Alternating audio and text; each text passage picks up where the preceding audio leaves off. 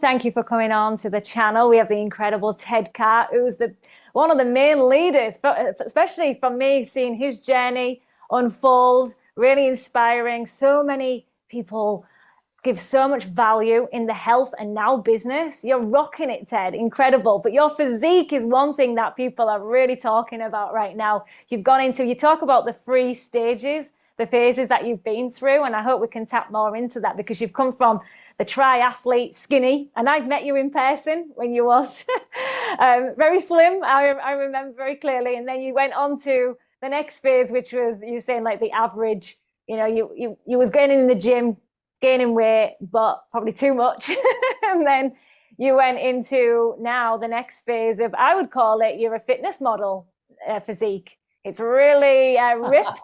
Yeah, you're ripped. And you're throughout your journey, you've just inspired so much, even in your triathlete journey, going to fruitarianism. So over 10 years of eating predominantly fruit and being a strong athlete and but skinny, as you called it, going from that stage, and everybody's saying it's not possible, but you cleared up, like you was doing great times. You cleared your acne. That was, I think, the biggest for most people, that inspiration. And then you went and gained weight in the gym, and now you are shredding. You're in the next phase of the 2.0 Ted Carr shredded. Amazing. So tell me about that journey and going, the beginnings before you even went fruitarian. How did it even, I personally know, but I know the viewers don't because I've been following you for such a long time. Yeah, my whole teenage years, I was just your average run-of-the-mill sheep. I just did what everyone else did. If everyone else watched certain movies, I'd watch those movies. If everyone else listened to certain music, I listened to that music. If everyone ate McDonald's, I ate McDonald's. And I just did what everybody else did. I never really thought for myself ever. No critical thinking. If that's what the masses are doing, I'll do that because, well, that's what everyone else is doing. It's like the safe thing to do.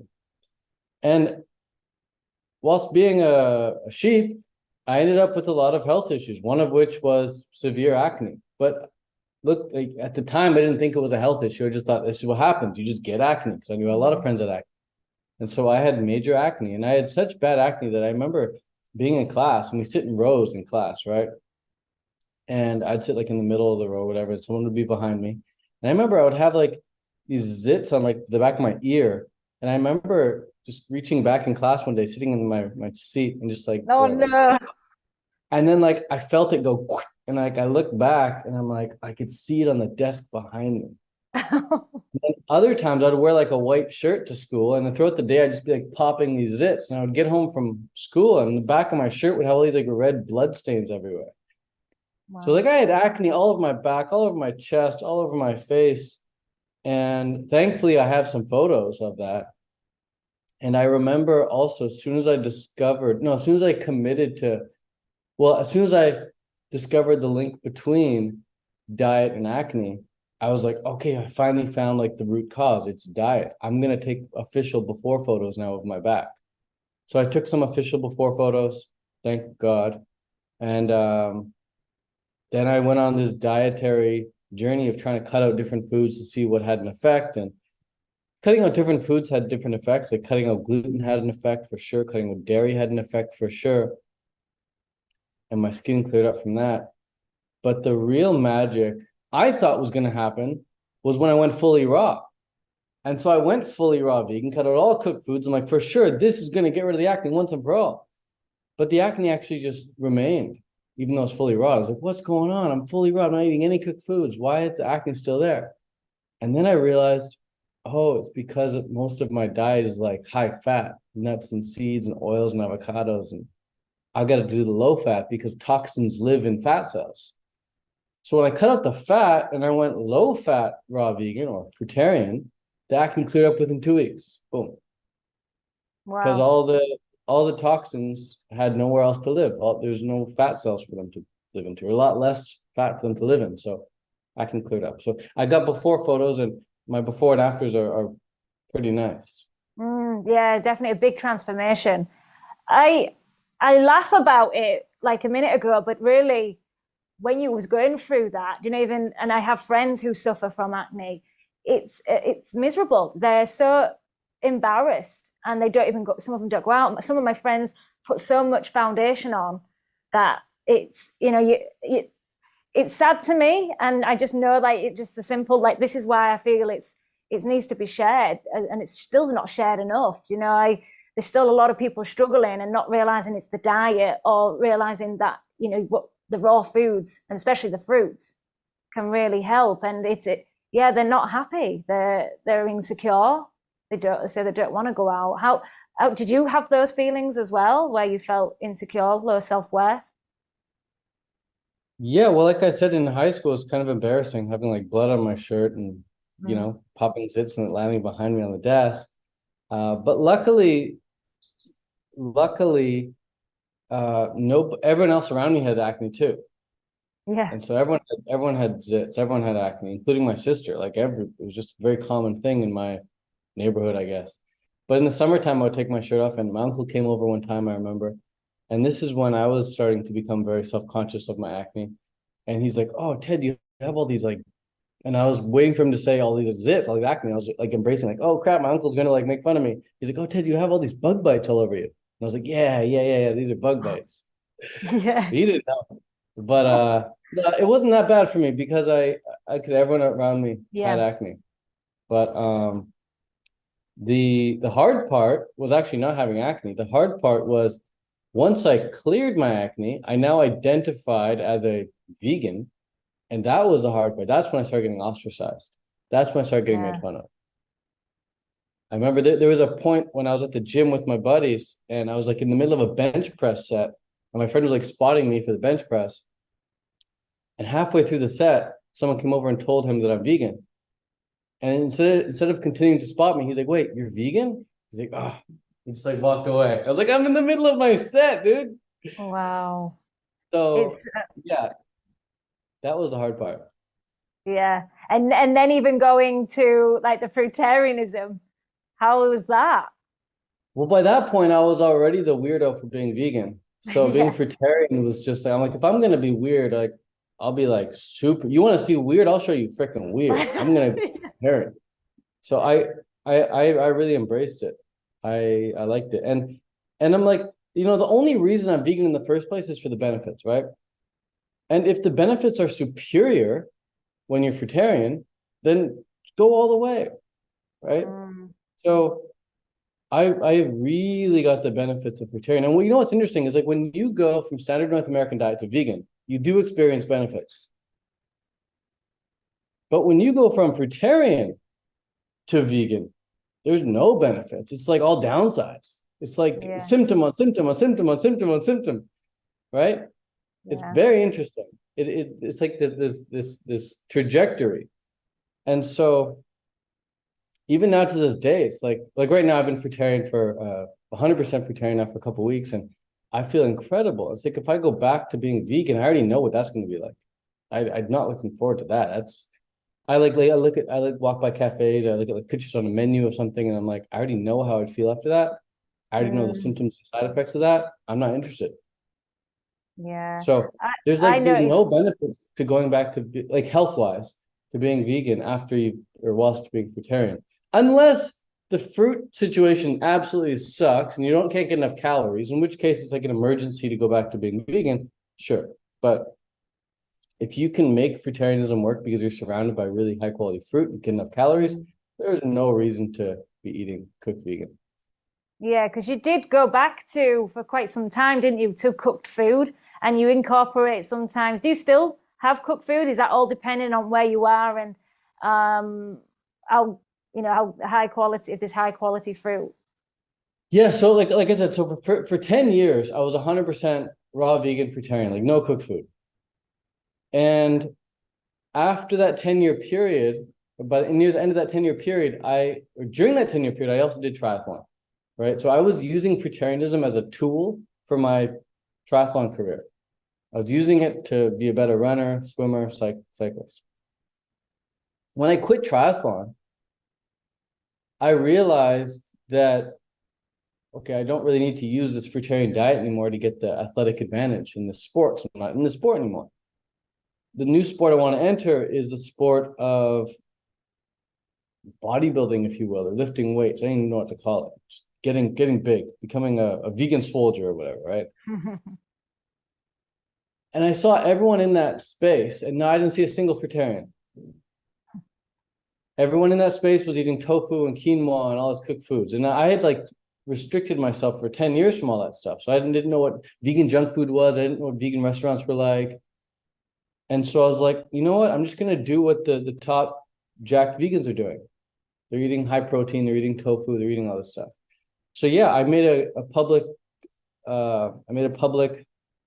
video about how I'm leaving 100% raw. I'm going to start incorporating cooked foods. And I just started eating a lot of cooked foods, and I got fat very quickly because, you know, when you eat fruit, you're used to super high volume, right? Yeah. Like you're used to eating like an entire watermelon or like, you know, 12 mangoes. Yeah. And so your stomach capacity can hold a lot. And so when I went to cook food, I took that same mental approach. I'm like, I'm going to have like, you know, a massive bowl of rice, a massive bowl of quinoa. I'm going to spend like, I'm a fast eater, but I'm like, I'm going to spend like half an hour eating this meal. Because some fruit meals take like half hour to eat, you know, like a lot of longans or rambutans that take a long time to fill up on, right? So started eating way too much and just got really, really fat and didn't look good at all. Looked completely And must have got addicted. It's the addiction as well. You obviously saw how, even more so, you see clearly the addictions when you've gone from standard, you've gone from vegan to then fruitarian, then back. You can see how things. I saw clearly when I do it, I go into like a food frenzy. Was you doing that? Going? Yeah, well, you know what's interesting is when I first started becoming fruitarian, first started trying to go raw vegan, that's when I noticed the addiction. Like when I was trying to leave cooked food to enter fruitarianism, it was very hard because I'm like so addicted to the cooked food. That's when I noticed the addiction. But after 10 years of being fruitarian, when I finally decided I'm going to eat cooked food, I didn't really notice the addiction at first because I'm like letting myself eat it. I'm like, no, this is like good for me and this is what I want to do. And I'm not trying to push it away. I'm trying to embrace it. And so I didn't really notice it. But then after allowing myself to have unlimited cooked food for a while, then I tried to like rein it back and like go fully raw for a few days. That's when I noticed the addiction came back, and I'm like, wow, it's actually very, very hard to stop. But yeah, I think I love this t-shirt. I saw a t-shirt a long time ago somebody was wearing, and it was like, think cooked food is not addictive, try quitting. Quitting. It's true. Yeah. Yeah. But it's like, from my experience too, it's like the easiest way to quit is to be surrounded by really good fruit and other people who are fully raw. If you can be in that sort of environment, then quitting is actually very easy. But most people I know who suffer from like ongoing cooked food addiction, they're not surrounded by really, really good fruit. And if they are, they're not surrounded by other people who are succeeding on the diet. Yeah. And now, because in the last year you've really started to say cut, and I've seen you explain about, you know, it's not just the diet, it's the training as well, and it's the lifestyle. You know, it's those three, the trifecta, I call it. And it's true. It's and you can't out train a poor diet. That's what I used to do. So you fine tune the diet with the training and then having a lifestyle. I want to talk a bit about the lifestyle, but your training is totally different now, and you feel that was the biggest game changer because you're doing less. And Completely. Like, yeah, like, well, diet is just fuel. It's just fuel. And so it's like I made posts about this on social media about how, like, I say diet does not determine your look, training does. And I say that because like I could look the way I look now eating McDonald's. do you think at your age though, I feel sometimes not, maybe you get away with it when you're younger, but in your 30s and 40s, maybe not. I'm not sure about that. Yeah, well, not long term. I'm not saying like, oh, if I only ate McDonald's for like a year, but I mean, like if I spend like the next like 30 days predominantly eating fast food, I could probably still look the same. You might Yeah. see it in my eyes or something, like I don't look as healthy or whatever. But no, if I'm eating crap food, I could still have like a similar physique for sure. The difference is in how I'd feel. Yeah. Right? The difference is in how I'd feel. But what really determines the look is the training and the amount of calories, right? The training, the amount of calories. Because think about this: if I decide, okay, I'm going to start eating like 10,000 calories a day of even bananas, 10,000 calories a day of bananas, I'm going to get fat. But if I keep my calories dialed in and I'm like hitting the appropriate amount of calories that I need to be eating to look the way I look, to have that right amount of body fat percentage, let's say it's 2,500 calories a day, then yeah, I'm gonna look a lot better. So the amount of calories really, really, really is the differentiating factor in diet.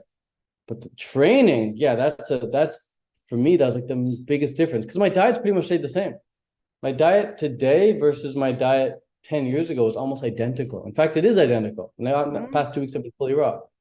So just papayas, bananas, avocados, watermelon, whatever juicy fruits I can get. So my diet's the same. What's different is my lifestyle is the same too. That's not different. The difference is the training. I used to do 30 to 40 hours a week of cardio, swimming, biking, and running every day. Like so much high heart rate stuff for so long. Now I do cardio maybe like once a week now, if that. And I only go to the gym 3 times a week, max 4. So my body's just too sore to go more than that. So when I go, I pump really, really hard. I'm super freaking sore. Like I'm still sore today from 2 days ago. I can't go to the gym today. I got to wait for tomorrow.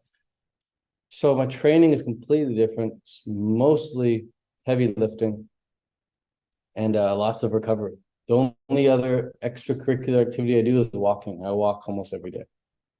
So what was the cardio you do?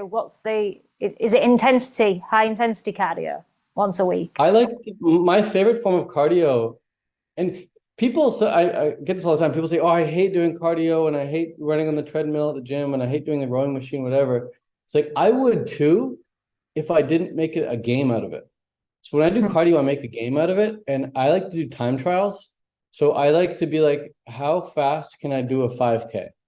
Let's go. Boom. And I have a target in mind. I'm like, let's do this 5K under 20 minutes. So the speed, set it for 15, set the incline to 0, go. And it's a game. The whole time I'm running, I'm like working really hard, but in my mind, I'm like, get it, get it, get it, get it, get it, get it, get it. Like, it's a game, right?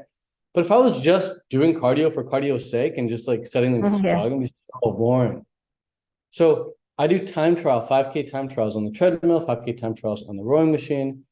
Occasionally I do a 5K time trial on outside, like around the track or through the forest or whatever. I sign up for park run. Do you know park run? Yeah, I used to do them in the UK every Saturday. Free 5Ks every Saturday, right? So occasionally I do that. But if you can gamify your cardio, it's actually can be quite fun. Another favorite thing I'd like to do for cardio is rather than doing 20 minutes 5K on the treadmill or 20-minute 5K on the rowing machine, I'll do like a 10-minute 2.5K on the treadmill, followed immediately by a 10-minute 2.5K on the rowing machine. So it's kind of like bringing in my triathlon type of mindset, like switching activities, but keeping the heart rate up. It's really fun. Yeah, that's a good tip, that. Yeah, because I feel like I was the same. I used to do long hours on the treadmill, but then when I'd run outside, I'd do sprints to the lamppost. Especially when you're first starting out, I used to do walking, sprint, but you can mix it up and like do that. Even around the dam when I'm walking the dam, even though I say I don't do much cardio, I actually do a few little sprints, especially if the dogs are chasing the scooters. I'm like sprinting for them, so I do quite a few sprints in the mornings. But you do walking every day. You've got your treadmill, home treadmill. Yeah. Well, I So used to have the home treadmill. I moved though. I don't have that anymore. So I just go out and walk around the neighborhood every day. Yeah. Where are you now? I know you was in Dubai, and then I'm currently in Mexico. oh, Mexico. Yeah, nice. So you're traveling quite a bit. And how was the train? Are you able to keep up the consistency with the training? Yeah, that used to be an issue. I used to be like, oh, I can't seem to maintain my routine if I'm traveling so much. But that was before I understood that dude, when you buy an Airbnb, just look for the nearest gym and go there from day one. Yeah. So now it's like I treat the gym like I treat the Airbnb. It's just like you go there right away and you get familiar with it. Yeah. Uh, Yeah. and because I don't have to train every single day, because I'm only training 3 days a week, it's like it's pretty easy to have some days off to recover. Like if I know I've got a long flight tomorrow, great. That's a great day for full recovery. I need that. I need that flight. I need a day of just sitting and not doing anything. That's like a beneficial part of my training. So I see my travel days as part of the training as well. It's just the recovery phase. Yeah. And you offer a free, you're giving a free your program at the moment. Is that what you're still offering? Yeah, so Yeah, people yeah. can have access. I don't sell anything related to health or fitness. It's all completely free. So everything I've learned, everything I do, I give it away for free to people. And if they're interested in taking the advice, they do, and they get results. I was at the UK Fruit Festival this year, and 3 different guys came up to me, and they're like, "Hey, Ted, I got your free program, your free workout guide a few months ago or a year ago, whatever. I've been implementing it. I've been sticking with it. I've been getting results." I'm like, amazing, dude. Like, and now that's all they do. They just do like the 3 to 4 workouts a week, 30, 44 minutes each, whatever. And they're getting results. Because like I said with the cardio, right? We gamify it. And so I gamify my strength training as well. Like every time we go into the gym, you're entering the game and you're trying to level up from what you did last week. So everything is measured. We're not just like lifting weights for the sake of lifting weights. We're like, okay, last week I did 26 reps on bench press. This week I'm going to do 27. I'm going to try for 27. And so every week you're just leveling up, and you become addicted to that. And when every time you do level up, you feel really, really good for like the next few days. Like even now, I'm still, celebrating in my head from what I did like 3 days ago. So I'm like, yes, 3 days ago I got that new record. Yeah, So I got into a little bit of a plateau with my workouts, and it was, and you said on one of your videos about just tracking. I never tracked my what I was lifting. Because I just wanted to create it as a lifestyle, but now I'm in this next phase of now I want to start shredding, and now I need to take it to the next level. I want to track, so that was a big game changer for me. tracking is part of the lifestyle. Yeah, yeah, Like if you're not tracking your workouts, how do you know what's working? yeah. You're clueless. Imagine running a business with no accounting. You're clueless. How much did you make this month? Don't know. How much did you spend this month? Don't know. Like what? And people are doing that with their workouts. Like, hey, Tony, how much did you improve this month? Don't know. Did you regress? Did you get weaker? Don't know. How do you know if your workouts are working? It's like, oh, I just do it for fun. It's like, okay, well, FYI, you're getting weaker. Yeah. Whoa. You know how much of a shock that'd be for people if they like every time they walked in the gym, it told them if they're getting stronger or weaker?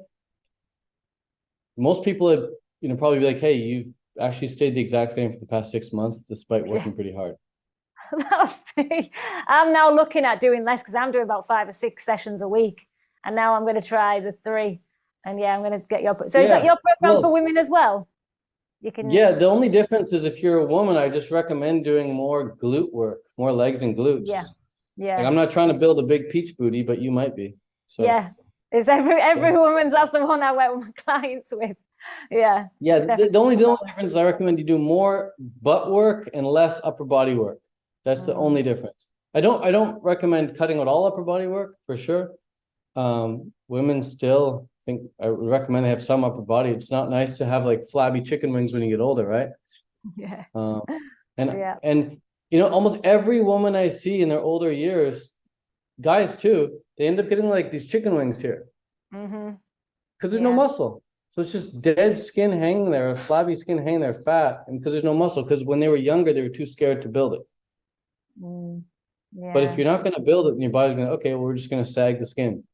We don't have I any believe muscle to hold it. everyone, we all need resistance training, regular resistance training. We get weaker as we get older, and it's even more important. Yeah, but if you look at women in their older years who have really nice arms, the only thing is like, oh, they just have some muscle there. And it's not like too much muscle, it's just they have some muscle there. But I think the reason they have it is because when they were younger, they weren't afraid to be building too much muscle. They just used their tricep, they used their bicep, they built their arm muscle. And then their later years, their arms look great. Yeah, hopefully I continue be one of those. So what's your eating now? Are you doing the one meal a day or are you eating the two? Are you still got I the fitness? predominantly do 2 meals a day. Yeah, I'll have my main first meal, or like my first meal of the day around 11 o'clock. Yeah. Sometimes it's 10:30, sometimes it's noon, sometimes it's 1 o'clock. Like the first meal is generally on 11 o'clock. I'm not dogmatic about it. I'm not dogmatic as I should be about it. But Yeah. 11 o'clock first meal. And then this final meal I'd like to have around 3 or 4 p.m. Yeah. And does that usually consist of greens? Is you still incorporating greens now, or is it some days Uh, fruit? occasionally, I occasionally I only buy greens if I'm super attracted to them in the grocery store. Mm. So every now and then I go through phases for sure. Like some months I'll go no greens at all. Other months I'm like really attracted to the greens. So I'll buy a bunch of greens. Right now I'm going through like a fresh sprouts phase. I'm buying like a bunch of alfalfa sprouts and Mm. just taking alfalfa sprouts and dipping them in guacamole and eating them like that. But yeah, I can happily go months and months without any greens. No problem. As long as I have good fruits. Yeah. For You're sure. As liking long as your I have good. guacamole. I hear about you always mention guac.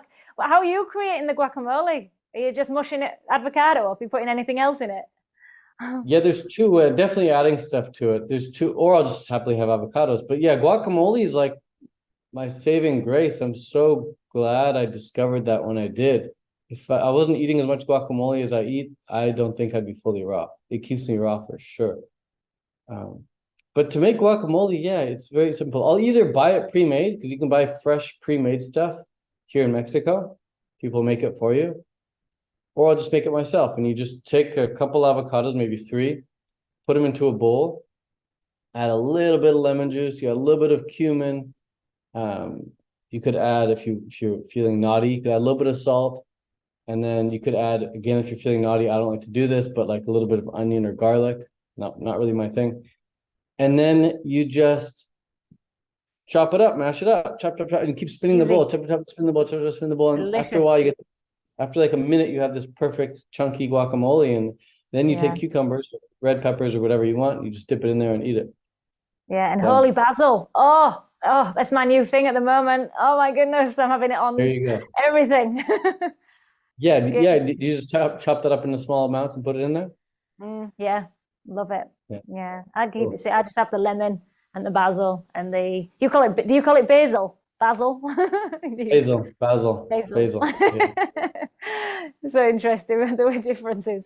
And you're not really having any sauce. So you've been 3 weeks fully fruitarian. So you're not having any nuts and seeds at the moment. Well, I went to a raw food restaurant yesterday, and there was some nuts and seeds there. So I guess it's Mm. not technically raw, but it was like flax, chia, tortilla with a bunch Ooh, of nice. tomatoes and avocado and stuff like that. But yeah, no, when people say they have like when people say like, oh, I'm raw vegan, but I also have like cashews, I'm like, well, you're definitely not raw vegan then, you know. Yeah, Um, that's you a have a lot of us label of raw then. vegan. What's that?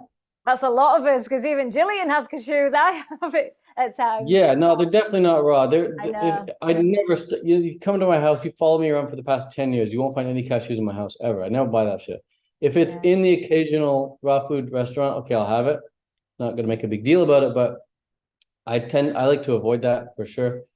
Um, but yeah, when no, if you like I make posts about what I buy. I mean, I show my food haul. Mm, You don't see me buying nuts and seeds. yeah. It's just fruits and some greens.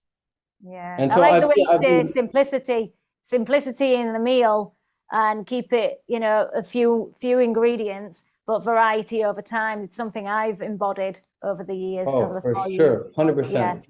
Like the ultimate ideal is the mono meal, Mm, right?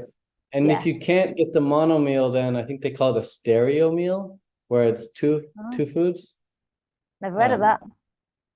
yeah, like AC/DC. It's like AC is two and DC is two, stereo meal. Ah, okay. Yeah. Uh, But yeah, the simpler the meal for sure, the better. I mean, and Yeah. the thing is, not only because your digestion's gonna love you for having a simple meal, but also because if you're having a really simple meal, it means that the food you're eating is really, really, really, really good.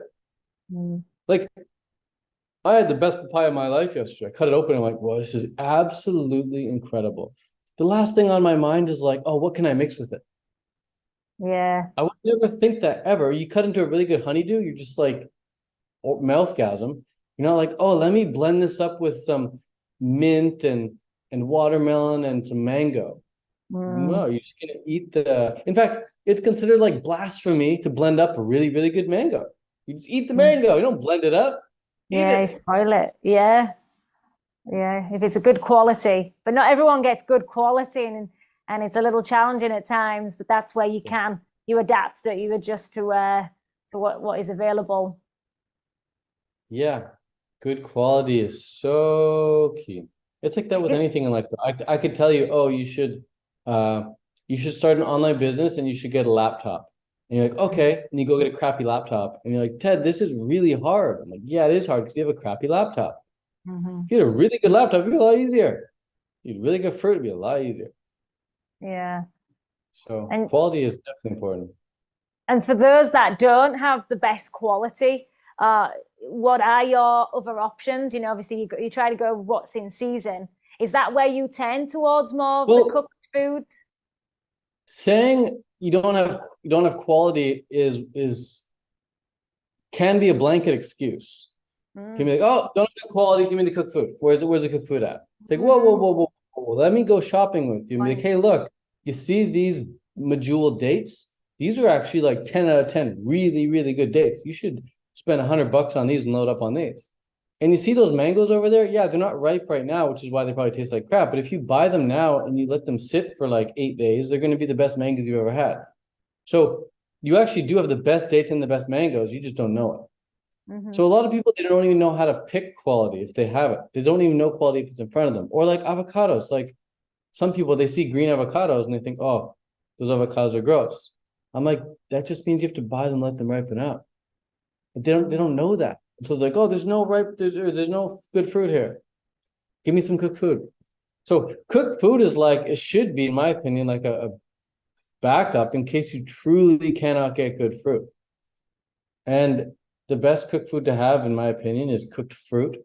So like, you know, cooked squashes or something with pumpkin or Mm. what have you, cooked fruits. Um, and then from there you might go down to the road of like cooked tubers like yams or sweet potatoes or something. Even cooked carrots, like cooked veggies, cooked carrots. Um, and then if you know can't get enough of that, or there's not enough of that, then you go the road of like cooked grains like rice or something like that. And then you But feel extra dehydrated. You're so thirsty. I do you drink any water? Only when you're uncooked, perhaps, but when you're fruit, you find that you have very um little water. yes, so when I used to take no supplements, it was no water. But now that I take supplements, I also drink some water for my, Mm. or if I'm making a smoothie sometimes and I can't get enough juicy fruit at the bottom, like I'm blending up dates or something, then yeah, I'll add some water. Hmm. But no, like you don't really feel thirst Yeah, on a fruitarian diet. It's pretty yeah. much you only have the for convenience sake, like taking supplements or making a smoothie, or sure, if you're out running it on the beach and you're sweating like crazy, then obviously drink some water. But Mm. I remember when I was in Thailand training and I was going on these long bike rides, like 3 hour bike rides. Eventually, I got quite thirsty, and all my friends would stop and drink water. And I did that for a while with them. But when I was drinking the water with them, I'm like, this is just going right through me. It doesn't feel like it's doing anything for me. So Mm. then I started stopping at the dragon fruit stall, and I would just get some dragon fruits when I was really thirsty. And I would eat these dragon fruits immediately. It felt like Oh, all my like thirsty cells just like plugged into the outlet. It's like ding, ding, ding, ding, ding. Everything was yeah. just like perfectly electrified. Everything was amazing. The thirst was gone. Much I'm better with eating a dragon. lot of the pink. I'm obsessed with the pink dragon fruits. First, when I used to eat them, I wasn't getting them ripe, I don't believe, because they was flavorless, and they can Mm. be. But now, oh, I'm able to choose I just know which ones. I can smell them, I can feel it. I just know, and it's sort of, I'm literally in like pretty much mono meals of pink dragon fruit right now. It's the best here. Really blessed. The white ones, not so much, but the pink ones. Do you like the pink ones? Yeah, Tasty. yeah. Uh, So I've got some questions to ask from some of the viewers, some interesting ones. Because you're, in this movement as well, you've been going through your experience, very honest, sharing your experiences. So you do get some backlash with people. Well, I thought it was fruitarian, then you was eating some cooked, and we had a couple of questions, and there was one particular one from Jade, which she's curious. She says 3 years ago, Ted said he was going to include cooked food into his diet because he couldn't build muscle on fruit. I'm so confused as to what's changed. So Yeah. you kind of shared it because of your training, but you had to figure that out. And I'm glad you're quite honest and you share your whole journey with everyone. Yeah, it's not that I couldn't. These certain words are like, it changed the whole sentence, Yes. right? Power It's of not that words, I huh? couldn't. It's that 3 years ago, even longer than 3 years ago, I thought it would be a lot easier to build on cooked food. And so that's why, like I said, when I started lifting weights, I also started incorporating cooked foods. And then I've now had many experiences where I've quit the cooked foods for several weeks at a time, like I'm going through right now. I haven't had cooked foods for more than a couple of weeks. And when I go to the gym, I still get stronger. So I've already debunked that.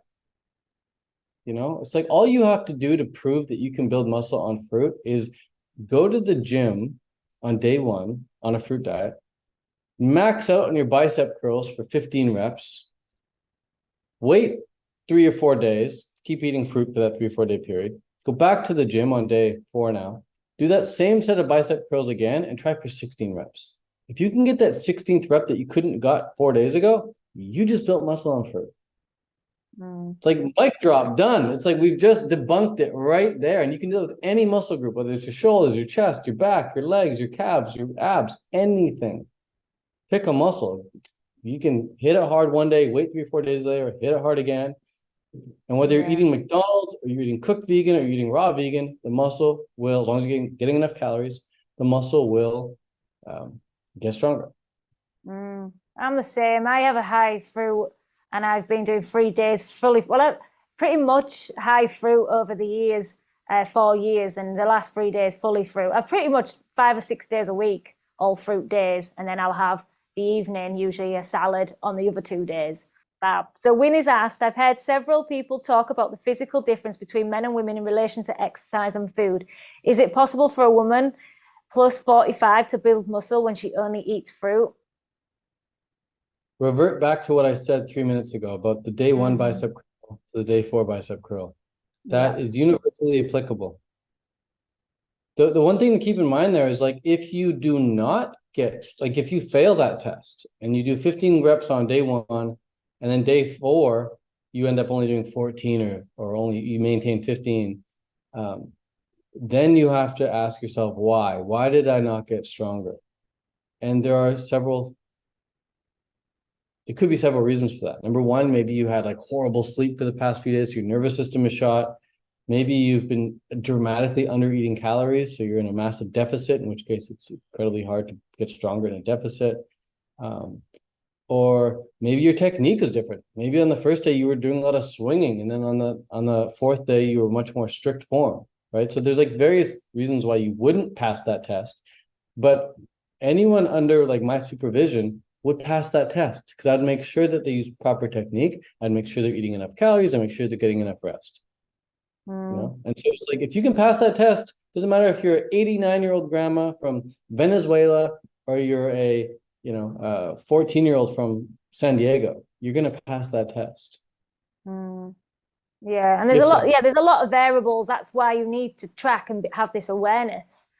I like to reflect on the day at the end of the day to see, what is, so I'm aware, because you end up blaming something that's not really what you think it is. So it is having that awareness. Talking back on calories, Ted, then, so you actually don't calorie count on a tracker or anything. You go more on the feeling, don't you? Well, when I was eating cooked food, I tracked calories because it's very easy to track calories on cooked food because a cup of rice is always a cup of rice in terms of calories. It's always like 620 calories or something. right? Like raw rice grains. Very easy to count calories on cooked, very hard on fruit, because I'm not going to weigh my bananas. And a banana could be this long, could be this long. It could be like super sweet. It could be kind of like whatever. Same with coconut water. You drink some coconut water, it tastes like water. Drink some other coconut water, it's like super sweet. Clearly, there's more sugar in there. Some coconuts, like they look this big, but on the inside, they're actually only like this big, so you don't get much coconut water. Yeah. The other coconut only looks this big, but you seemingly drink it forever and ever and ever, and it's like never ending because it's so full of water. So I'm not going to pour out my coconut water and measure the grams of that stuff. It's I'll be doing ridiculous. That. It's ridiculous. So no, I don't measure my calories, but I measure my weight. And if I'm only eating, and that's very easy to do. You just step on the scale every morning, you step on the scale every evening, and you mark it down, right? And if your weight's going up, you're eating in excess. If your weight's going down, you're eating in a deficit. I like to eat at maintenance, because when you eat at maintenance, you don't feel like you're restricting ever. Your body weight just stays the same. And if you can get stronger while maintaining your body weight, what does that mean? That means you're turning all the fat you have into muscle. Because you can't you can't maintain the same weight and get stronger without having a higher muscle percentage. Impossible. But you could easily get stronger and get heavier at the same time just by eating a ton. But all that strength gaining in the gym, well, it's probably just because you're having all this excess calories, so you're carrying on excess body fat, so you have more mass to push more mass.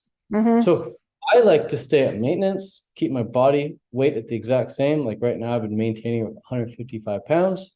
Just maintain 155 pounds and get stronger. That way, in my head, I know I'm converting all the fat into muscle. Yeah. And you said about satiety sensing, didn't you? You're listening when you're not overeating. You know, you can eat more, but you'd stop. But if you're if you're going to bed starving, then you aren't eating enough. That's the other thing. Thank you for bringing that up. Yes, satiety sensing. So because I only eat 2 meals a day, I can eye out the size of meal very well, and I can feel very well how it feels. And I used to go to bed stuffed every night. Like I go to bed like, oh, I'm so full. That's how you know you're in excess, right?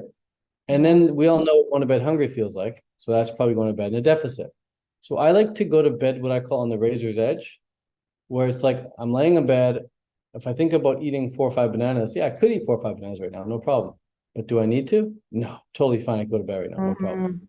It's like I'm right in that razor's edge. That's how you know you're at maintenance. If you're hungry, you're in deficit. If you're stuffed, you're in surplus. And if you could eat more, but you don't need to, you're on that razor's edge, which is like right where I like to be. Yeah, I like that you call it razor's edge, because I feel I've mastered that. I never go to bed hungry and never go to bed stuffed. I usually eat 3 or 4 hours, at least 3 hours before bed, most of the time 4 hours. That's my cut off. And I feel so much better. And I know when, like I'm eating 2 meals a day as well. I prefer that than one. Yeah, I've been doing that for over 6 years. Yeah, it really works. Intermittent fasting's been, a really big tool for me. Well, you know what's interesting about intermittent fasting is this hormone called ghrelin. And ghrelin is the hunger hormone. And ghrelin can be manipulated to be released at any time. Yeah. So ghrelin gets released at the same time you ate yesterday. So if yesterday I ate my first meal at 11, pop quiz, when is it going to get released today? 11, yeah. And so anyone who's hungry first thing in the morning, like, I wake up hungry, I wake up hungry, I wake up hungry. Well, what time did you eat yesterday? Oh, interesting. You ate at 7 a.m. Yeah. Right. And so, sure, it can take a while to like move that baseline ghrelin level, ghrelin release point. So if like you normally eat at 7 a.m. and then tomorrow you're like, okay, I'm going to move it to 11. Okay, well, like you're going to feel hungry between like 7 and 11 probably. And that's where most people break. But if you can like last a couple of days, just hitting that 11 o'clock mark or 10 o'clock mark or 9 o'clock mark, whatever you want, then it'll be no problem. It's easy, yeah. And the beautiful thing about 2 meals a day is that when it finally does come time for you to eat that first meal, you can feast, eat pretty much as you want. Yeah. And then, 3, 4, 5 hours later, you're like almost ready to eat again. It's that final meal of the day. And then you feast again at like 3 or 4 p.m. And then by 8 or 9 p.m., you're not hungry and you're ready for bed. Yeah, I find not eating early in the morning really optimizes my day. Same as you, like you've shared, like you get so much done in the mornings. Yeah, I don't want to be clouded with food, even fruit. I don't want that in the morning. I want to be get up, focus, do my stuff. I have mine around 11, usually after 12, but sometimes 11. That's a great time for me. That's when yeah, I've tapped that in straight away. You know, I knew that if I train myself, okay, that's going to be released. I shared a video on that, on the hormone, the hunger hormone, the ghrelin. Yeah, it's a powerful. Once you've got that, it empowers you. So people realize, okay, I just need to push through.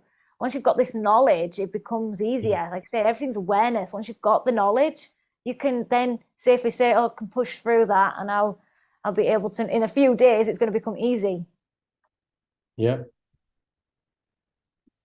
I think if you're always talking about how to optimize your day, your habits, your rituals, and I feel that's where because it's a lot of practical tips. There's a lot of great knowledge that you share to help others create days that are successful. You know, successful days that are optimized, and you do like that's where we come into the lifestyle. I have got some more questions. I'm going off on one, but you do lots, like say with the intermittent fasting, there's a lot of these tools that you can add in your day to really, say optimize your day. So are you still doing the cold showers in the morning, or even going in the? Yeah, even better. Now. Even better now. Before I booked my Airbnb here in Mexico, I went on Google and I typed in ice baths in Mexico. And I found that every morning at 8:30, there are a bunch of people meet at the beach and do ice baths. And so I looked on the map to find out where that was, and I booked an Airbnb like 5 minutes away. So now every morning, except for this morning with you because I'm doing the podcast, I'll wake up, I'll do my work in the morning, and then about an hour later or so, I will walk to the beach and do ice baths with a group of people. Yeah. It's Wow. incredible. Yeah. And I was thinking about this, like how many people could realistically stay consistent with doing ice baths in their home every morning? Probably very few. So, and I know I'd probably be the same, like getting into a freaking bucket of ice every morning. Like, how are you gonna stay consistent with that, right? That's gonna take some real willpower. So I figured I can hack my consistency and I can just pay this group of people, which I did. I bought like 20 sessions. I'm like, here's $200. I'm gonna book in for the next month. Now I have to show up every day because I've paid and there's a group of people waiting for me. Right. So it's like if you can find the habit that you want to instill, whether it's like breath work or ice baths or yoga or meditation, whatever, just throw some money at it and you'll have accountability of people waiting for you. And then it's like you can't not be consistent. Yeah, got to show up. You don't want to let anyone down or yourself. Yeah. That's ice bath. Ice baths versus cold shower is completely different. I'm a big fan of the ice bath. Yeah, actually, I've got one around the corner. I don't know why I'm not going. I'm just using the cold showers, but it's not that cold. Because you haven't thrown money at it. Yeah. Put some money at it. I will. Yeah, that's the next step for me. Okay, so Robert's asked, it would be interesting to hear what does he eat in a day and how much sports he does. Okay, we've already answered about what you eat, but sports, we already know he's training. You're not even, are you competing at all? You're not doing any form of sports now, are you? No. Not a fan of competition in any form, actually. Yeah. Like even video games, even if I play video games with my friends, like Mario Kart or something, which I'll always win. If I play a video game or any sort of competition, when I win, I actually feel bad because I just beat my friend or I beat the person who almost should have deserved it, right? And if I lose, I feel bad. Like what? Why? Think about how much better it would be if when you're playing video games as a team, instead of competing, you cooperated. You're like, all right, guys, on this level, let's all try and get 500 points and help each other get 500 points. Go. And like you're cooperating to help each other get those 500 points. I like that. Or when I run around the track, rather than racing my friend, I'm like, all right, bro, you're gonna do a lap and I'm gonna do a lap, and together we have to get under 2 minutes. You go first, and then tag me when it's my turn. Go. And I'm like, come on, man. And then he tags me, and I go. It's like now we're doing it together, and I can't let him down. Yeah. Right. If we win together. If we lose together. So it's not that bad if you lose because you have each other, and then if you win, you can celebrate together. It's even better. So Yeah, I'm not a fan of this one-on-one, like I'm the winner and I beat you. No, I don't like that shit at all. I Whether it's a agree with sport that. or Yeah, anything. yeah, I And in agree. business too, I love my business now because I have a team, and I used to just be me. And so whenever I'd make a sale or get a client, I'd be like, yes. And then I look around like no one to celebrate with. Now we get a client, it's like everyone high five, bam, we did bum, bum, bum, bum, bum, and everyone's Yeah. happy. How many's on your team now? How big is it? We have about 15 people now on the team. Wow, Ted. I didn't realize it was 15. Amazing. Yeah, well, God. we've got a lot of teachers, a lot of coaches on the board. Yeah, fantastic. So Norman's asked about your oral health. After 1 year of eating 2 meals of fruit and one salad with avocado, my teeth are super painful, sensitive, and my gums don't stop bleeding. I went to the dentist and she said I have periodontitis. Have you heard of that? If I don't have treatment, I might lose my teeth.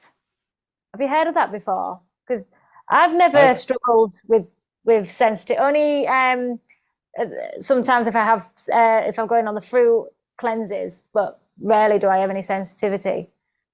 No, some people have naturally acidic mouths, and so they're more likely to have erosion of some sort, and other people have more alkaline mouths, so they're more likely to have plaque buildup. So if you have a very alkaline mouth, you're more likely to have plaque buildup. If you're very acidic, you're more likely to have erosion, and it differs person to person. You might be able to alter that by diet. I'm not sure, but I don't know too much about that specific issue. But it sounds like you should definitely get some medical help. But one of the best things I learned from a fruitarian dentist a while ago, and I've confirmed this since with many other dentists, is that a tooth cannot erode or cannot develop a cavity if it's clean. Mm, it's It all can right. only develop a cavity or erode if there's some food left on it. And so if you have some cavities, it's just because there's food left on it. So how do you get the food off it? You floss and you brush. You do that Mhm. probably twice a day. Do you use baking soda for your toothpaste? What do you use? What do you, I just use some natural toothpaste that I buy at the natural health store. yeah. Do you ever use what do you think to hydrogen peroxide? Never use that. I've used it. Yeah, I'm starting to use that. A few people recommend it. Um, and Myra's asked, in what extent does he believe raw can reverse damage in the body? Does he have any examples of regeneration? After years of gallbladder attacks, my gallbladder sometimes hurts differently, like being wounded, or it sometimes feels numb. I'm already detoxing the liver and gallbladder and slowly transitioning to raw, so I could use some help. Yeah, I've said this before on a podcast, and I got a lot of people hating on me for what I'm about to say for some reason, but I know nothing about any particular organ in the body. So I don't even know what a gallbladder is or where the liver is or anything. I remember when I first started studying nutrition, I was like, I don't care to know about the organs of the body. I just want to know what to eat and how to feel my best. So I apologize. I don't even know what the gallbladder is or what it does or where it is, but I know that the body heals itself. The body will heal itself. And so if you give it the right sort of environment, both mentally and physically and emotionally, uh, it has the best chances of healing itself. Mm, But yeah, if you have ongoing struggles with something, you should definitely consult an expert. I am yeah. by no means a gallbladder expert. I feel that we can get in the it in complex, like when we're naming all these issues in part of the body, diseases, these sentences, it all comes under one. It's a lot of it I've learned it's the bowels, and like you said, it's the environment. What's our terrain inside? What are we eating? I keep it simple because we can start getting confused, and this is why people are in and out of all these cleanses constantly, and always just eat a sustainable lifestyle that, like for you, where you've made it work with the fruits and the greens. um how much fat does he eat daily, and would you be able to achieve this physique on fruit and greens only, no creatine? Yeah, that was what I wanted to ask, because you have creatine, don't you? That's an Yeah, interesting one, because I thought it has a lot of side effects, like liver dysfunction, cramps. it's the most studied supplement on the planet. Mm, It's the most studied supplement on the planet. There's going to be side effects if you take too much, I'm sure. But I take between 5 and 10 grams per day, yeah. and I've just no side effects. And you Yeah, take that for as a weight gain? yeah, so what it does is and creatine, of all the supplements I take, creatine is the only one that has a visually noticeable effect. Mm. So what it does is it stores water intramuscularly. So rather than like salt stores water like I guess under your skin, so it makes you look a bit swollen, right? Mm. Creatine doesn't do that. Creatine actually kind of gives you the opposite effect. Yeah, Rather like than looking defined. swollen, Mm. creatine, it fills up your muscles, so your muscles are bigger, so they push up closer to the skin, so they actually look a bit bigger. And not only do they look a bit bigger, your whole body is about 3 pounds heavier. So creatine just adds 3 pounds of muscle mass. It's not really Mm. muscle mass, it's water, but it's stored in the muscle. So it's kind of like looks and feels like muscle mass. So yeah, Mhm. I definitely notice like it's stronger when I take creatine and I look 3 pounds heavier. Yeah, yeah. And you'll continue to doing that throughout? You Yeah, I started taking creatine when a vegan doctor recommended it to me. Actually, I was at an expo and I was asking him for any like tips or tricks on how to build muscle faster as a vegan. And he's like, "Are you taking creatine?" I said, "No." He's like, "Dude, definitely take that." So I ordered it right away and been taking it ever since. And yeah, it starts to like kick in after the first couple of weeks, and then you notice a difference for sure. Mm. Women who take it say they notice their butt looks bigger because again, it is bigger. Oh, Their ass looks, their muscle is bigger. So everything gets like a little bit bigger. You get through build, you hold about, it differs on the person, but like 3 to 5 pounds throughout your whole body is heavier. mm. Okay. I might do an experiment, Ted. We'll see. You can get vegan creatine. You just order Google vegan creatine. Yeah, I might test it. I'm always into trying things like you, open. How much fat do you have then on a day? Do you kind of, you seem to have it more later in the day, the fat, don't you? With your Oh yeah. avocado. Is that the way your most of your fat's coming from is avocado, isn't it? Yeah, unless I go to a raw food restaurant, which is rare. Yeah. Or Yeah, durian. there's the only fat I would buy. Maybe some durian, but I can't really get durian here right now. So Yeah, that's the thing with Mexico. Yeah, what's the fruit like over there? It's not as abundant it's as in more. I think we've got more variety in Thailand, but Mexico got some good def fruit. definitely more variety, but I've traveled to like 20 plus different countries, and Mexico has some of the best food I've ever had. It's very good. Oh, really? Okay. Yeah. Very, very good. And I made this post recently on Instagram talking about that. I said Mexico's got some of the best food I've ever had. You got several people DMing, replying back, like I agree. I've also been everywhere, and Mexico's got some of the best stuff. Right. It's extreme. It's on the same uh what's the word? Same equator level or whatever as Yeah. Hawaii. Right. Okay. I've never been to Hawaii. It's a place I want to visit. But yeah, I know they've got a beautiful fruit there. Um, what on an average is what average calorie intake? Well, you say you don't track calories, but I think you've averaged because you've been a calorie counter in the past, same as me. We kind of roughly know how many calories. Like I know you said about different sizes, like say bananas, but the 100 calories per bananas. But you're saying about 2,000 calories you have a day It'll on it'll average. yeah, it'll again right now I don't know because I'm Mm. eating fruit. But when I was eating some cooked food, and when I say eating some cooked food, like when I was so someone asked me this earlier, they said, Ted, why are you identifying as a fruitarian if you eat some cooked food? My definition of fruitarian might be different than most people. My definition of fruitarian is that most of your calories come from fruit. Yeah. And whether that's like 95% fruit or 75% fruit, it's gonna differ person to person. But when I was eating cooked food, it was like 1 cup of rice per day. Then the rest was all fruit. So 600 calories from cooked food, and the rest was from fruit. And when I was doing that, my average calorie per day was about 2,100 calories per day. Mhm. Now that I'm doing all fruit, I really don't know what it is, but my weight's been pretty much the same, so I would assume it's around 2,100 as well. Yeah. Okay. And Joseph asked, and I know you chimed in on the comments, what's his source of protein? Yeah. Where do you get your I protein mean, from, Ted? It's got to be from that, animals.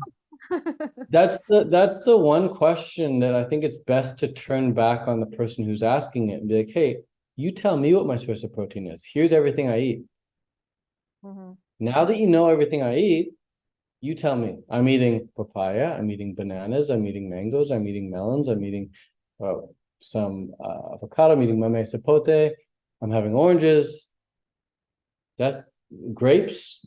That's more variety than a typical day, by the way. I normally wouldn't eat all that in a single day, but that's pretty much what I'll be having throughout the week. So now you tell me, what's my protein? Mm-hmm. It's a Now you very, know very exactly. common question, isn't it? It still gets asked, especially Oh, when you're, it'll get asked. It'll get asked to the day I die. yeah, yeah. So that just shows you the programs, how strong the programs are of the standard diet. And they look at the fitness industry. Well, You know, well, you know what really shows the programming is people will look at me, they'll see my muscle, they'll look at my diet, see what I eat, and they'll notice, hey, he's pretty much eating like no protein, extremely low protein. And despite seeing this, my muscle and my lack of protein, they'll still say, you can't build muscle without high protein. You will experience muscle atrophy. So keep yeah, it, bro, you're literally looking at the evidence. yeah. They still will tell me as a matter of fact that you can't do it. It's It's like, it's like, deep, isn't hey, it? hey, Tony, you can't stream Zoom calls from Thailand. You can't record Zoom calls from Thailand, Tony. Yeah, Like, it's so how would you deep. feel? Like, I'm curious, how do you feel when I tell you that right now? Tony, you can't do Zoom calls from Thailand. Are you crazy? Of course, I'm doing it. Yeah, I Like, know. it's very weird. It's like, hey, Tony, by the way, you can't physically wear avocado earrings. It doesn't work. Like, And you're still but alive. You're still alive. You can't live on just fruit, Ted. I can't believe you're still walking. Like, look at Kev. You know Kev Raymond, who's done over 100. I think he's 160 odd days of watermelon only. Like, people are like, how is he still alive? They're shocked. They're checking in to see if he's still here. He's not in hospital. wow, that's awesome. I love it. I love when like you're proving all the BS that's out there. I love it. This is why for me this is my like I want to show what's possible. Like it's yeah, the programming's You know real and what I've done? You know what I've done, Tony? I've taken that 4 day experiment I told you about, 4 day bicep curl experiment, right? And I've just spanned that over the course of 6 years. yeah, That's all I've done. I've yeah. just continuously gotten stronger ever so slightly every week, every month. And it adds up. You know, eventually I'm going to look the way I freaking look if I keep doing that. Yeah. You can't not. You're showing, like I say, you're showing what's possible. It's great. Like Shane as well, you know, and I'm showing others. And we need you in this movement, really, because we do see, and this is my drive as well, because I never wanted to be just slim. I wanted to show people, like I'm at now 14.5% body fat. And I'm a fruitarian, you know, high fruit. And I'm showing people like I'm strong, I'm lifting weights, I'm heavy, you know, I'm even doing pull-ups. I can do 10 pull-ups without yeah. Whoa. So and even before I was doing 12, like 4 rounds last year. So Wow. I've just started up again. So I want to show people, like I've been showing them my pull-ups and helping others with the pull-up training.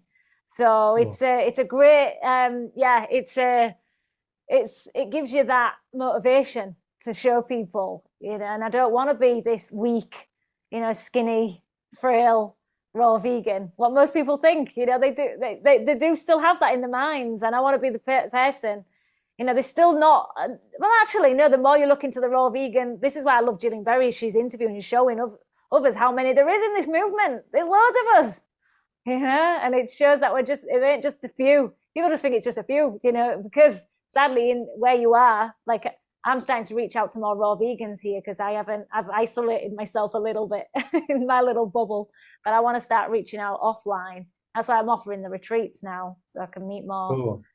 yeah, more raw Yes. vegans. Is there a lot of raw vegans in Mexico? You got a Yeah, feel? more coming too. Mexico's a very big country. So it's like, it's better to ask like which city. So in Playa del Carmen, where I am right Yeah. now, it's a raw vegan hotspot. Oh, amazing. Yeah, I saw you recommending that a lot, actually. I'd like to go and visit. Okay, so last few questions. Sammy asked, what's his biggest mental struggle when beginning and how did you get over it? Biggest mental struggle while beginning. Probably just the cooked food addiction, mentally craving that cooked food. And the way I got over it is I noticed one day that I noticed my actions. You got to be very self-aware of your actions. And I noticed one day I went to go open the cupboard because that's where all the cooked food is. And before I opened the cupboard, I was like, wait a minute. How many calories have I had today from fruit? And I counted. I was like, I think I've had maybe 600 calories today. Well, no wonder you're going for the cooked food. Let's see what happens if you go have a 1,200 calorie smoothie right now. So I went and I blended up a smoothie, drank the smoothie. Don't want the cooked food anymore. Mm. It's like, oh, turns out if I get enough calories, I don't want the cooked food. And I remember that day changed me forever. Yeah, the big smoothies, the 10 banana smoothies, that helped me overcome because I was always eating a lot of chocolate bars. Like mine was chocolate, like 250-gram fruit and nut bars. I'd smash 3 of those in Well, in one you know sitting. what it was for me too, I noticed too, some days I would have a big smoothie, like 10 bananas. It was all sugar. And afterwards I still wanted something. Then I'd have like half an avocado or something, or a full avocado, and then I was perfect. Yeah, It's like yeah. sometimes I Sugar think and some people fat. just need some fat, and Yeah, it's like a little nightcap. It's done. yeah. So Uh, if you have all the sugar in the world and you still want some cooked food, have some guacamole, have some avocado. yeah, guacamole. Amazing. I'm assuming these will be what made him begin in the first place? How did he come across raw? Well, the main one was the acne, wasn't it? And but how did you stumble across was you just just exploring? Is just did you was there anyone was it the 80-10-10? Doug Graham, is that where you found out about trying the raw for I that was for the sitting two? in my I was sitting in my aunt and uncle's kitchen, my cousin's kitchen, and my aunt is very generous. She loves to give me stuff. And she walked into the pantry and she walked back out of the pantry. I still remember this. Still remember seeing the light on in the pantry. She walks in there and I'm like, oh, what's she gonna get in the pantry? She comes out with like this tub of protein powder from Vega. I didn't know what that was. And she said, here, your uncle doesn't like this, but maybe you do. You can have it if you like it. She gave me this big tub, and I love free stuff, right? So I'm like, yeah, free stuff. This was back when I was like 19. And I see on the label, like, what is this free bottle of protein? And I look, and it's like, it said, formulated by professional triathlete Brendan Brazier, raw vegan. And I was like, I want to be a professional triathlete. This guy's a professional triathlete. He's optimized his nutrition. Maybe that'll give me the advantage over everyone else. And so on the label, it also talked about how he has a book called, I forget what it's called, Thrive Foods or something. I forget. Thrive or whatever. So I went to the bookstore, ordered it online or something. I got his book. And in his book, he talked about how when your diet is comprised of 80% raw foods, you have a major advantage over every other athlete. And so I'm thinking, well, if 80% is good, what if I did 100%? It must be better than 80. So I Googled and I found a bunch of different raw food websites. And then I remember I signed up for this one website called like giveittomeraw.com. It's like this online forum. And then they sent out there was like this online awards going on, like the best raw food website award. And I went to go fill it out to vote for Give It To Me Raw, because I love them. And lo and behold, they presented me with this big list of all these raw vegan websites to vote from. And they were all listed alphabetically. And so the top of the list was 30 bananas a day. That was the number 3, right? Yeah. And so it was like 30bananasaday.com. What's that? So I checked that out, and that was all about eating an abundance of fruit. And this big proponent of Doug Graham, 80-10-10, and I joined that forum, and the rest is history. I became as they call it, a 30 batter, 30 bad, 30 bananas a day. And Yeah. I became one of the top contributors in that forum and met a lot of really cool people. Ended up going to the Woodstock Fruit Festival because of that forum. And yeah, so I got drawn into the community via that forum. I didn't know that. That's interesting to know. Thanks for sharing. Yeah. Now that forum, people don't know that forum, 30 bananas a day, that was created by Freely and Durian Rider. I was on there as well. On the last it was the last year, I think, of it. I think when I found out about them. Yeah. I went to the Yeah. Very, very cool forum. I remember I was there like early days, and in the early days, you couldn't talk about cooked food. In fact, if you made a cooked food post, you'd get it. And then later on, if you talked about how you, later on they changed it because they started using cooked food. And so later on, if you talked about how like you shouldn't eat cooked food, you got deleted. because Yeah. they started putting like eating like rice and stuff. And I thought that was when I was out. I was like, I'm not doing this crap because I was still fully raw at the time. Yeah. Yeah, Yeah, it's that's how I got. interesting about the switch. All right, interesting. Just last one. Jacqueline did ask about adrenal or thyroid weakness, and how did you get off the salt? Do you take sea moss or seaweed? There's quite a few questions in that, but I think overall you've answered about like the adrenal and even all those. You've just create an environment for a healthy body. Is there anything that you want to contribute to that question? Do you want to any adrenal or Some food? people, some people are really against salt. I used to be really against salt, Mm, and then I started adding some to my diet. I noticed like no difference other than like the guacamole tasted a bit better. Um, mm, so I don't know. I'm not too caught up on uh like I don't stress over is something has salt in it or not. Obviously, I don't want something to be super salty. That's gross. But I'm yeah, not fearful of salt by any means. I figure you go in the ocean, you guzzle a bunch of ocean water, you're getting a bunch of salt there. It's not going to yeah, kill you if you have one guzzle. yeah. Every animal on the planet, if presented with like a rock of salt, they all like to lick it. Every mammal, they love licking salt. Mm, So I don't know how yeah, bad can it really be if you're attracted to it naturally. Um, but but not too much. I find I yeah, shake. that's If I have too of much of course. it, there's a dish that's too high in salt, I get the shake. Yeah, yeah, and you be consciously aware of how your body reacts to it. If you're fine, then you're fine. And do you take sea moss? Do you have any of that? No, I've never had it before. the idea of that disgusts me. Someone sent me a Seaweed. big bag of it, and I just like looked at it and I put it in my cupboard and I didn't touch it for years. And then I finally soaked it, as they said to soak it. And I soaked it. And I'm Yeah. like, what is this garbage? And then I just threw it in the garbage. Yeah, I've never had it, not yet. People have, because I sometimes in the past I don't anymore actually, but when I was lifting, doing shoulder raises, I would get clicks in my shoulder. So someone would recommend sea moss, and I never got around to doing it because it never sit right with me either. They said that's supposed to help with your joints, but I never have it. Now I don't have that issue anymore. I don't know what that was from. It was just a phase, and it seems to have gone now because it was Cool. clicking. It was uncomfortable. When you're working out and you're like, oh, it's clicking. It doesn't sound right. I didn't. It was more probably me thinking it was worse than what it really was. And you haven't done juice. Have you done many juice baths or parasite cleanses? I don't believe in parasites, but I've done a few juice fasts. Okay. What do you believe in parasites? What? Just don't believe in them.